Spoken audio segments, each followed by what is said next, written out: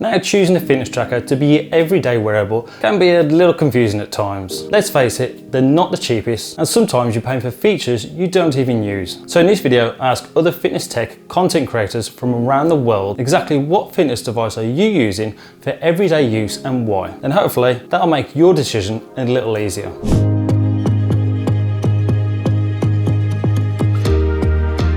What's up, superhumans? BT here. I am currently rocking the Whoop 4.0, and I've been using Whoop for, I want to say, 3 years now, and it's my favorite. And it's my favorite for a few reasons. Number one, I initially bought it because I wanted to track the jiu-jitsu workouts that I was doing. That was some incredibly important data there, and I was missing it because I had no way to track it. So I bought the Whoop to do it because it's one of the few, if not the only one, that you can safely wear during a jiu-jitsu class. You don't want to injure your training partner because you can kind of wrap it up into a neoprene sleeve and wear it over your bicep. Number two would be the intra-workout data. You can track nearly any kind of workout and get incredibly important vital data. For me, lots of other trackers do track other things, but something like steps isn't that important for me. The Whoop has a ton of different workouts, and the more you use it, the better it actually gets. But this type of data, the type of data that Whoop gives me, actually helps me improve my fitness, and that is a main focus of what I'm trying to track and improve. And number three, probably the biggest reason for you if you were going to search out a Whoop is if you are not an expert with this sort of thing, with looking at data like HRV, resting heart rate, respiratory rate, etc., it might be really confusing and it would be hard to implement into your life to make, positive change of behavior. However, Whoop is by far the easiest to look at that data, and it interprets it for you and tells you how to use it, and I love that. It is not perfect, however. One, it's the form factor, right? Like if you don't want something that goes on your wrist and you want a ring, well, then you're kind of stuck with like an Oura ring or whatever. So form factor is the other thing. Also, if you're a really hardcore like endurance athlete, you're probably better off with the features that come out of a Garmin. But other than that, I love it. Like I said, I've been using it for a few years. I actually have a Whoop 3.0 on right now because I'm testing the two. I'm going to be doing a big comparison review. You should check that out. But that's it. Thanks. Peace.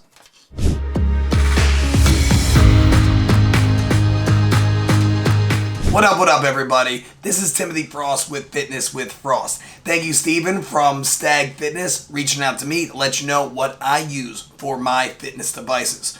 First thing is my Whoop.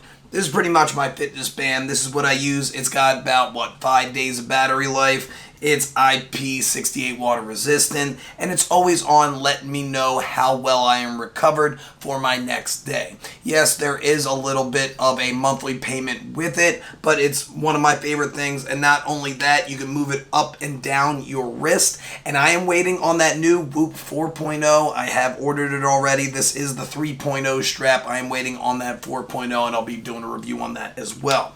My other band I have, it's my Samsung Galaxy Watch 4. This is pretty much for all my notifications. Yes, it is pretty good as a fitness tracker and great as a sleep tracker, but doesn't have the best battery life. That's why it's not my go-to. Something I always tell my subscribers with your bands, you don't want to do silicone bands because they don't stretch as much.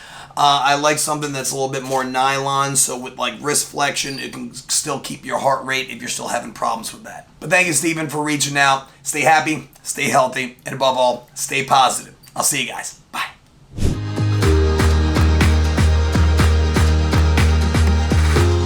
Hey everyone, it's Jaden Feddock, and Steve from Stag Fitness asked me what I'm currently daily driving as far as fitness technology is concerned. Now, I'm a fairly new fitness and sports technology YouTuber, so I don't have all the gadgets and gizmos that some do, but I actually have quite a few, and you accumulate them faster than you would think. As far as right now, my daily driver and what I get the most use out of is usually the Apple Watch as well as the Whoop. This is the Whoop 4.0, and as you can tell, it's not on my wrist because it is broken.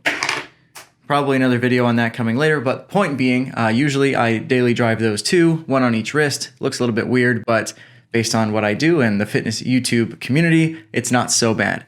Now, the Apple Watch that I use is actually the Apple Watch 2, which is surprising to some people. It's not even the SE. I don't have the 6 or the 7. I tried the Apple Watch 6 for a while, and it wasn't really that much better. It's snappier, obviously, but if you consider the difference in prices, I would say an older Apple Watch is going to still give you a lot of bang for your buck, and that's why I still haven't upgraded. I wasn't all that impressed by the specs of the Apple Watch 7. We'll see what they come out with next year, but who knows if I'll end up upgrading. Now, other than the daily driver things that exist on my wrist, I also use a few things for cycling, and that would be the Wahoo Kicker Core, which I have upstairs as an indoor trainer, as well as when I'm outside using the Wahoo Element Bolt.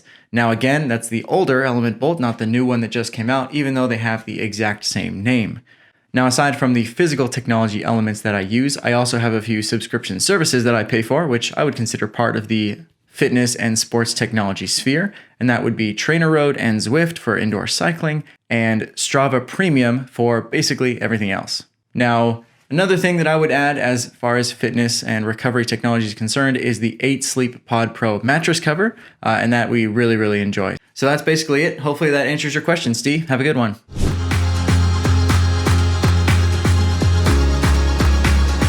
Hey everyone, Colin here with Connect the Watts, and like you, Steven, I test out a lot of wearables and smartwatches, and I actually have a 2-arm configuration. On my left arm, that is my tester arm where I'm testing out new devices, and on my right arm, that is where I put my favorite wearable, currently the Whoop 4.0.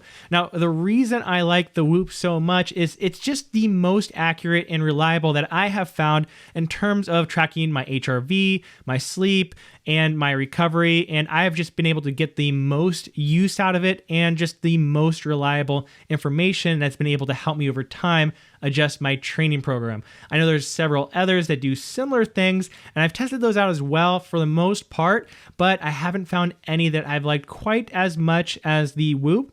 I also really like the fact that it has no actual watch face, because I am also wearing other watches.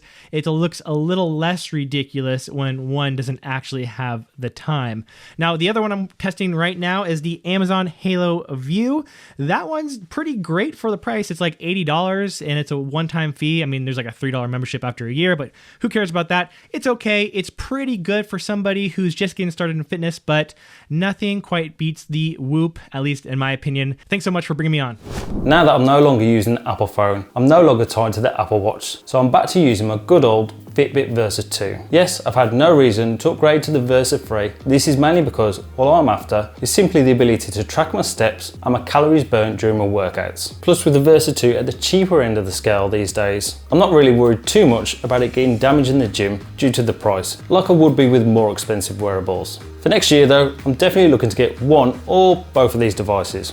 Firstly, we have the Whoop 4.0. Now, mainly for the reason that everyone else has mentioned so far, having the ability to remove your fitness tracker to another part of the body to help prevent it getting damaged and still be able to track all your stats really is a must for me. Now, you can't tell the time, but that's the main reason I'm looking to get this second device. This device isn't out this year, so I will be looking to get the new Garmin Fenix 7 when it does finally release, hopefully in 2022. I was going to get the Garmin Fenix 6S, but for me, it only had a few minor updates compared to the previous version. So I'm hoping when the 7 does release, Garmin do decide to go all out on it. For me though, I really love the design of the Fenix lineup. This is mainly because of the rugged design and that large watch face. Now, if you do have any questions about any of the wearables that we have mentioned, ask away in the comments below, and please let us know if you do have any recommendations yourself. But I'd like to say thanks again to Tim, Jaden, Brandon and Chris for helping me out with this video. Hopefully knowing what we use every day should make your choice a little easier. If not though, and you want some more in-depth reviews, then feel free to go check out their channels, which I'll also link below. I'm Steve, helping you to get fit at home or on the go. Thanks for watching.